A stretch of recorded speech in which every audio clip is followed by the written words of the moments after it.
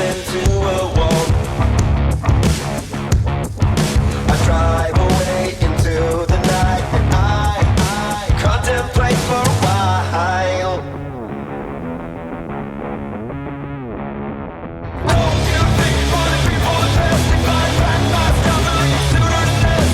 Don't you think for the people that testify back my stuff a little sooner than this?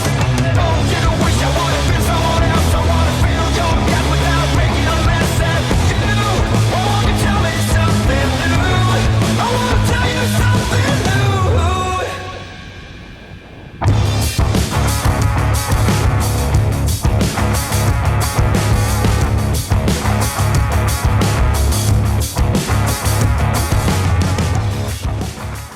Ahojte.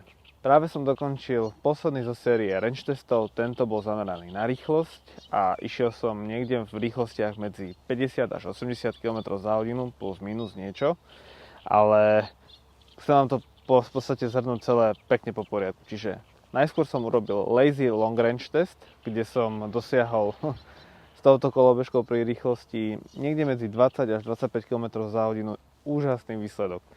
Podarilo sa mi najazdiť 150 km s mojou váhou nejakých 100-105 kg aj s oblečením a výstrojom a pri mojej výške nejakých 190 cm. Bolo pekné počasie, príjemne, robili sme si niekoľko zastávok a tak, pretože na kolobežke som strávil takmer 12 hodín. Viem, že pravdepodobne nikto nebude tak dlho na kolobežke, respektíve nikto nepôjde na takejto mocnej, rýchlej kolobežke 25 km za hodinu, ale možno, že pre niekoho to bude dobrý smerodajný údaj, čo tá kolobežka dokáže pri určitých rýchlostiach zvládnuť. Takže to bolo tých 150 km. A v rámci tých 150 km som išiel svoju obľúbenú jazdu po hrádzi, ktorá vlastne ide smerom až do Gabčíkova, čiže obišiel som to celé do Gabčíkova a potom naspäť. A keď som videl, že mi ostáva ešte kopec baterky, tak som išiel ešte na hranicu. Z hranice som sa vrátil, ešte som išiel naspäť do Čuňova takmer a smerom naspäť už to bolo veľmi pomalé, už to bolo niekde medzi 18-19 km za hodinu. Dokázal som ísť vyslovene pod 60 V, aj keď som sa v pokoji vybil pri 60 V, tak v záťaži som mal nejakých 57, čo je naozaj super výsledok pre túto kolobežku. Druhý range test bol zameraný na priemernú rýchlosť nejakých 35 až 55 km za hodinu na kopce a podobne, tak aby som vlastne zistil, že ako sa to dá jazdiť alebo koľko kilometrov dokážem najazdiť pri nejakých tých priemerných podmienkach, pretože asi takmer každý z nás má doma nejaké tie kopce a tak a túto v Bratislave máme asi najkrajšiu cestu na železnú studničku a potom po tej peknej ceste a tak ďalej. A ja som sa vybral až do Svätého Júra, čiže išli sme do nejakej výšky nejakých 557 metrov, potom klesanie dole a potom nejaká tá rovinatá cesta niekde na tempomate nejakých 30-35 už potom ku koncu a dokázal som najazdiť nejakých 83 km, čo je myslím si, že veľmi dobre na kolobežku, ktorá má v podstate 35 Ah baterku, čiže nie je to až tak nejako extra veľa, ale má veľa watt hodín, nejakých 2520, čiže myslím si, že veľmi, veľmi solidný výsledok a určite viac ako na Dualtrone Ultra. A tretí test bol zameraný výlučne na rýchlosť. Išiel som takmer celú cestu od 50 do 80 km za hodinu. Čo je možno, že na škodu je to, že som mal aj protivietor, čiže tá baterka sa spálila trošku rýchlejšie, ako som možno očakával.